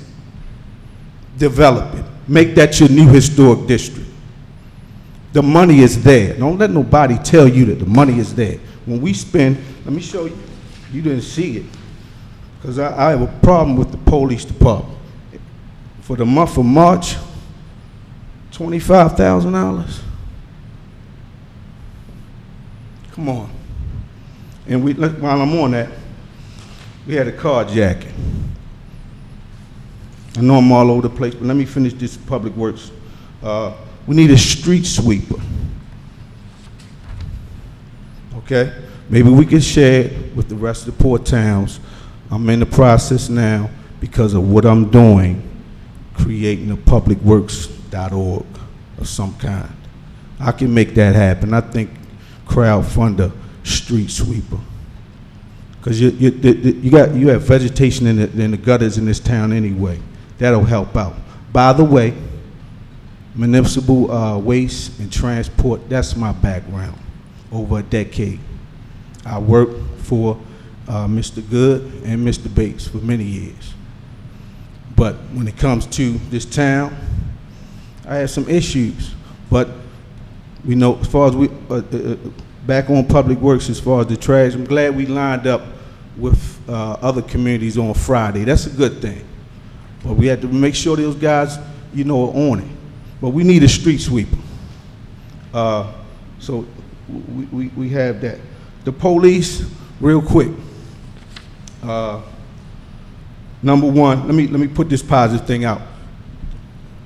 Look at putting a do not enter sign at 43rd Street. That's an issue. Newark Road in the morning during rush hour is just as busy as Bladensburg Road.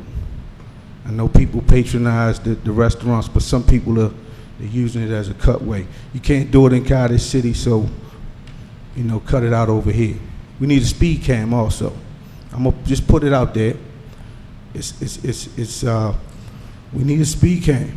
You know, that may bring you more revenue. You know, DC does it. You know, we need to do it here, but it's a lot of trucks are speeding down Bladensburg Road.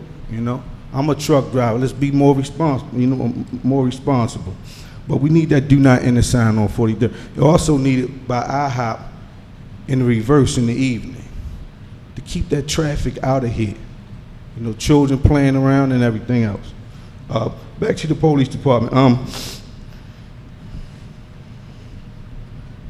No visibility, except in the mornings. And before your gentleman came back, what is that? I don't know the gentleman's name. Does a good job in the morning time. Patrolling, you know, the neighborhood. I see him in the neighborhood. He's on Newark, sitting there watching the kids. But other than that, we need to cease and desist. I know this is a little touchy issue because there's a lot of support in this room for the police department, but we need to cease and desist with that. Come out of that IHOP. Mr. Lusk is going to have to get his own security patrol. We're not double dipping. That's, you know, it's got to stop. Now, I'm going to tell you this, and I'm not going to put the names out of the officers, but they are not happy. You got a PG officer tell you, you need to rally.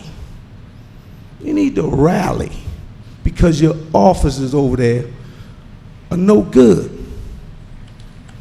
We spent $500,000 last year, right? $500,000 on the police department. And I hear in this meeting, you want to get new cars. Well, get a new shuttle bus. Put our name on it. Cut the funding. $500,000, that's $2 million. I mean, that's $1 million over 2 years. We could do the math. For what? Somebody got carjacked. I look in that commercial parking lot, there's no surveillance cameras. None. In the Prince George's County, they had to come in with officers right after that situation happened, but nothing. Somebody should be in that seat right there. Somebody should be in that seat. I'm not in agreement with us having, a chief that's, both sides. I have no faith in the police department. It's too much money. While I'm on that, as far as the parties here, please make sure that the people outside, I'm collecting bottles and stuff like that. I know I'm not blaming everybody. They come down here to have a good time. Just make sure to watch yourself out there. Make sure that they're mindful of these neighbors out here. They had to be up here. I don't hear anything. But let's make sure we know who we are renting this hall out to. Now I come up here, I don't want to be negative, but it's just that I speak to a lot of residents that's been here a long time, and some of them that say, I don't know. We all want to work together. My house value needs to come up. Don't ignore me. I see it's a lot of money that comes through here. If you living down in this community, you would never know this.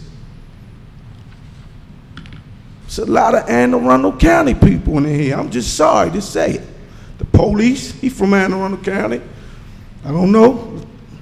He from Anne Arundel County. We're going to have to stop this.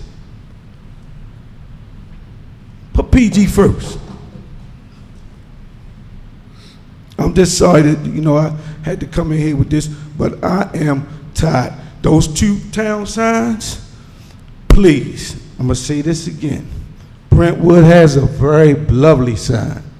We need those examples. I remember going through YouTube, looking at some of the past meetings. 2 more things, I'll wrap up. $40,000 sign, I believe it was proposed for the one you let everybody know what's going on. Change that. Those 3 signs, the 2 on both sides, and that one, get something very lovely. Tell the police take off for a month. I'm serious. Get something very lovely. You all live here with me. I see this. I go to other communities. We have the money. Trust me, we do.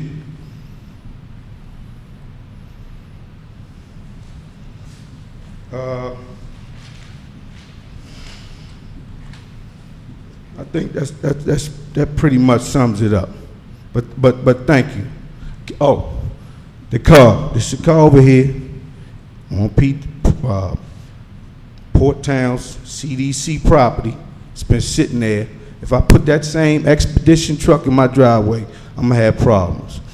Please move it. It's in between KFC and Burger King. It's an eyesore. They also riding past here, looking at that vehicle. There goes that neighborhood. Okay? Thank you so much. We have a lovely community. We need to do a little bit more work. Well, thank you y'all so for your much. time. Thank you for this. Thank you for letting me speak and having this platform. Absolutely. All right, Can you tell thank me what your last name is again? Presco, P-R-E-S-C-O. I want to thank you for coming up. I don't ever want you to feel sorry for coming up. And I've talked to you before. I've told you you can reach out to me anytime. Oh, yes. We can just sit down and talk about whatever you want to talk about. And Right. I'm about solutions. So I need to hear from people. You know, if you didn't just say something about the clacking behind the Yeah, we would never Newark know. Road there from the businesses, Right, I wouldn't know. I don't You live never over there. I know. don't hear it. So I Right. wouldn't know it's happening at 2 or 3 o'clock in the morning. So we appreciate hearing it so that then we can communicate. They probably don't know that they're doing something that's bothering somebody, but we can communicate with them and hopefully they will respond. So that's definitely something that we can definitely do. Certain things that are out of my hands is like the library. I mean, that's all about the county. You as a mayor, We've been through, I mean, I'm just saying. they always say that. And we have a lot of, even somebody in our own community. But this is what I'm saying, that we always are told that something can't happen. It can happen. Well, It- what we- I'm going we to tell- say, what I'm going to say is this, is because, you know, I used to work for the Port Town CDC, so I was involved in a lot of advocacy and very heavy-duty advocacy. So I know where the walls are. And so it takes, when you're hitting up against the wall in an advocacy situation, it requires a crowd, like where people organize and come together and say, we're going to insist on getting that. So I'm not saying that it's off the charts. I'm just saying, if we're going to do that, we got to get a crew to start working on that, and it has to become a priority from whatever perspective people want to come from. But if we're working that deal, we can do it. I do want to mention a couple things because I want to make sure I help in understanding certain things. When you talked about what was going on in 2006, 2007, see, I know exactly what it was. I was a participant in the process where parking planning comes into a community every 10, 15 years, and they do a sector plan where they map out and they change the zoning in the area. The big thing that happened in this plan was to change the zoning on Bladensburg Road to mixed use, so that if anybody builds or changes anything on that road, once that happens, it has to be a mixed use. They have the exact design that has to be used. You might notice in the shopping center, the new businesses that come into the shopping center now have block words instead of the backlights. That was a part of that plan that you're talking about because that was considered to be more attractive. But until somebody moves, as long as they're there, they're there. But that sector plan is available, and I could get you a copy of it if you want to get a copy so you can actually see the detail that's in the book. Definitely, we're going to do something about the issue about the clanking and all that behind the building. We'll work on that. Right now, Public Works does the yellow painting on a schedule, and maybe we need to figure out how to beef that schedule up. I mean, look at it though. I know. I'm not denying it. I'm just saying I that. think you all outsourced the painting of the fire hydrants, if I can remember. I think that was outsourced. Outsource the fire hydrant. You know, I mean, They usually do it. But anyway, we'll get to it. I mean, Right. it's We- not something I can, we got to get better at doing that. What we did do, I want to let you know, with the landscaping in the medians. Last year, we hired a professional to come in and actually work on it. We got permission from the county.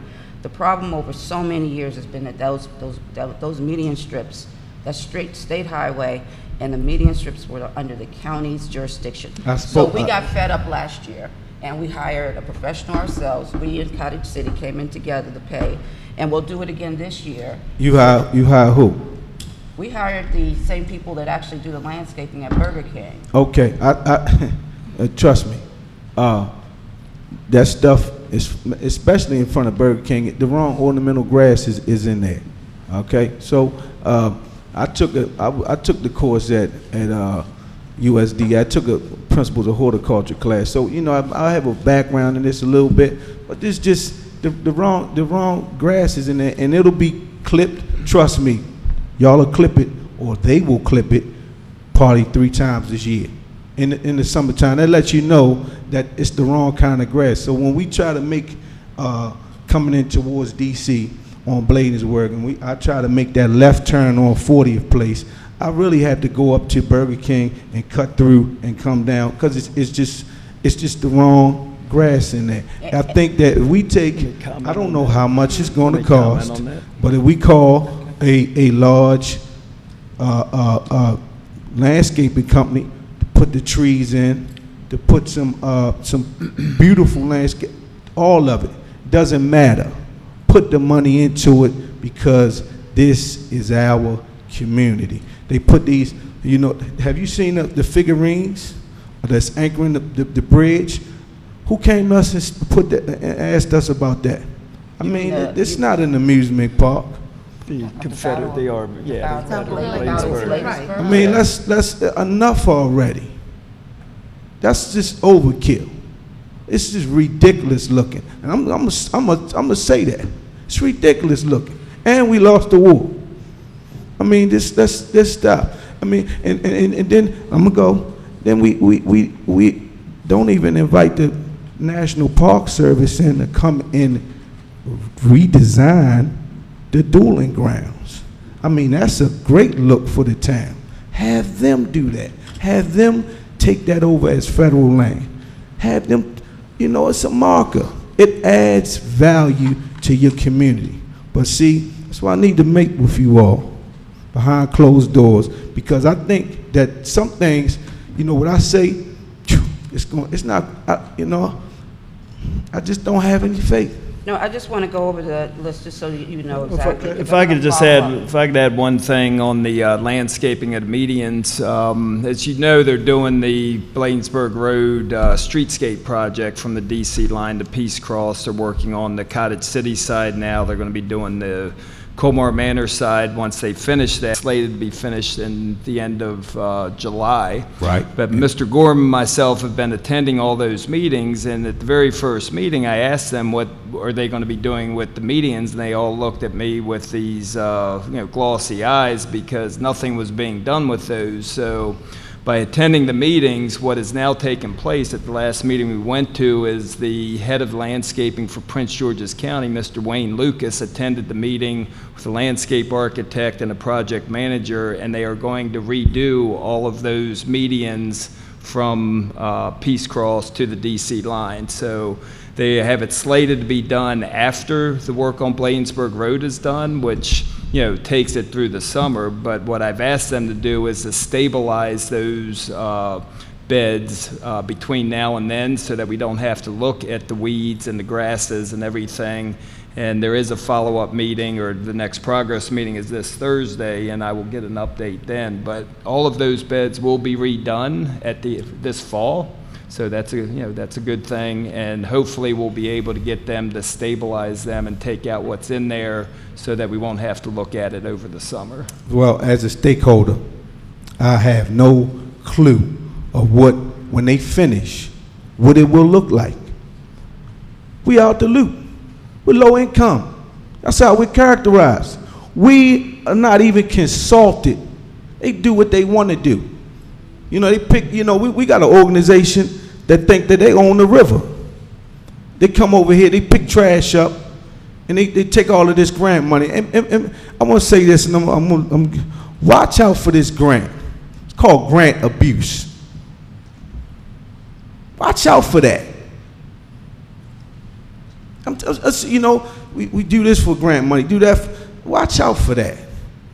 Do it because it's where you live. It adds value. Nobody ever talks about this, what's going on here. Prime example about keeping us in the loop. They tearing up the street around here. And every time, along, what is that? What's the street they working on today? Newton Street. Okay, Newton. They working on Newton. I believe I heard some of you council members mention that you don't even know what's going on in the town. And then, it's a nasty dip between 40th Place and where the town sign is, that stretch of street right there. Tear that up. Please repair that. But we're out the loop. When they finish with the streetscape, we don't know what it's going to look like. That's what I'm talking about. It's nobody consults us. Let me tell you something. I'm gonna leave you with this. This is a great example, and I'm gonna go sit down. When they did MGM, this lets you know when you say the new library and all of these things. Because I work in Alexandria. So when they did, brought the casino over, Oxon Hill in the area, do you know that across the water in Old Town Alexandria, they made them incorporate them into what was going on because you affect their business. You affect their business. You're taking away from the tourism of their community. So they said, you know what they said? We'll donate some money. I don't know if it was a lot of money or the total to redo your waterfront. You are involved in that. When I hear this train rumbling, it's drowned out in the daytime because of the traffic on Bladensburg. But at night, I can't imagine the residents in Cottage City who had to live back there. I mean, that's a major thoroughfare for railroad traffic, okay? These things happen. I mean, you look at them and you say, we're not in the loop. We're not consulted. So I'm just saying, have a plan. Tell them to come in here and leave a display of what the streetscape was going to look like. Because in other communities, when it doesn't look right, they say something. No, that's unacceptable. I don't like that. Just like those two figurines did. If I knew somebody was doing that, said no. We have enough with that beautiful plaque. By the way, that lady, I think she passed away, did the bronze thing down by Peace Cross. She did with the new one. Yes. Right. Beautiful. Right. That's it. Enough of all of that. That other stuff and it's up there now, you know? The river, it's your river. You know, you know, you had to bring them in whatever, the Maryland National, bring them in.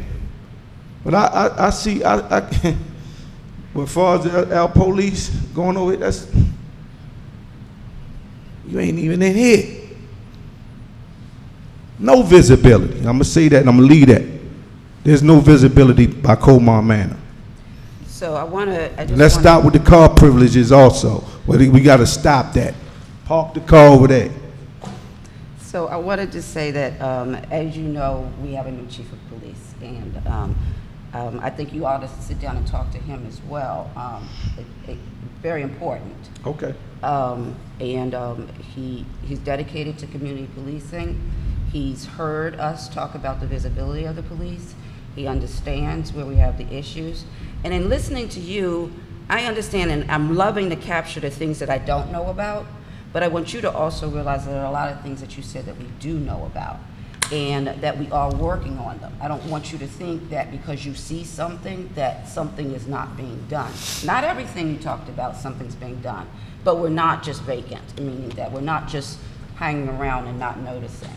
I do want you to know, you said something about 43rd, that we should annex 43rd to the river. Well, 43rd to the river is already in Colmar Manor. It's already annexed. It's a part of the town. I used it wrong. I'm sorry. I used it wrong. Just tear it down and put up new development. Yeah, well, we wanted to. And when you see the sector plan, you'll actually see that there was a plan in there for us to develop it. But the property's been purchased. Okay. And so at this point, it's a church. You have a great say-so in what they do with the land. Well, we're going to be, and we met with them once already, and we're probably going to have another meeting with them before the end of this month to try to encourage them to do the more upscale development, which is what we've wanted for a long time. It's a project I worked on for many, many, many years personally. So it is something that we want to happen, and we've run into challenges. We are working to find some towns to get together for street sweeper. They are really very expensive. So we need enough towns who want to participate in it. Yeah. But a lot of towns want to do it too, and everybody's arms are tied with the issue of working together, which, trust me, it's a challenge when you're working with towns where you're actually sharing something, but we don't have to share. We don't have to share. Well, I mean, a street sweeper. We can get our own written. Well, We'll talk trash again. loader. We'll Okay, talk again later about it and see if But there's other thank you, things we thank can you do. all Thank for giving me this And I opportunity. did want to let you know too about speed cameras. We applied for speed cameras, and we were denied. The school cameras, the state law states that the speed cameras can only be in a place that is within a mile of a school and is, they can only operate during school hours and not on the weekend unless it's a college. So that's what the state law is. We thought we could use this school and we applied, but we were denied because they calculated in some way that not many students from this area go to this school, or so there's no many walkers to this school. So we were denied. We did try. All right, thank you. Can I step off here and just say, build a school? You see, we act like we can't do things. Build a school. Just build it. You got all this space over here. We need an auditorium, swimming pool, indoor and out. So let me. I mean, I know you're telling me what we can't do. These are things. What I'm saying. Because can't is not a word in my vocabulary. Some things you don't want to do. Okay. But what I want to say is this: when Port Towns Elementary School, which is built and it's now in Bladensburg, the school was supposed to be here. This is exactly where the school was supposed to go. When they checked in the land, the methane gases were too high for them to be able to, so we can't cut into this land back here to put anything on it. Used to be a landfill. It was a landfill. I know. I understand that. So I understand and I want to listen and I will help and I'll do whatever we can to help. But I don't want to run down roads that don't make sense to go down. We just got to be reasonable about what it is that we focus on and move forward. I want to get the police in order where they're visible. I do want you to know, when you see our police officer at IHOP, that police officer is not on a taxpayer's dollar. Well, We know that they're not on taxpayer dollar when they're there. They are on their own time. Okay. So I don't want that to be confusing, that our taxpayer dollars are being spent at that shopping center, because they're not. I just think you shouldn't be in there at all. Okay. Gives Sit in the another parking officer lot. in town when we're not paying for them. Sit in the parking lot. I mean, well, you don't use our car. Don't park it outside. What's the name? That's Well, when you just talk to the chief, you can have a conversation exactly. with And him about see, that. these are I'm the quite willing. issues that are very unacceptable in the community when we are dealing with a carjacking. That's something very serious. This, your former chief stated that somebody, a resident, had to disarm somebody. Didn't we hear something similar to that in the community? I mean, these are serious issues. So I said what I said. I know. I thank y'all for the time. I'm just giving you what's part of a piece of my mind, and I would love to sit down and talk with you because I know I may have to do this again because, it'll be a reminder. But I can't take it anymore. Well, Okay. can you call up here to the main hall? I talk. Yes, I do Okay. relay these things to the secretary. We had a talk about a week and a half ago. And I can tell you this too, which you should be happy about. The property by the KFC, which is owned by the Port Town CDC, we had instructed to have the cars towed, which did happen. But then we found out, we got a letter from the Port Town CDC saying that they gave the people who are parking there permission to park there. So what we are trying to do is we got a bond from the state and we are trying to purchase that property. Okay. And once we get that purchased, then we can start. I just want the car gone. That's for me, for other people who live there. I who understand. had to see I that. hate it too. That's why we were Yeah. moving the cars. But And I thank you. Thank you okay. so much. Thank you so much. All right. Thank you so much. Thank you for coming out. All right. Any other citizen comments? Tell your wife I say hello, by the way. We'd like her to come back up. Oh, wow. Awesome. Okay, thank you. Okay, take care. All right, guys. Just one, I would like to go into a closed session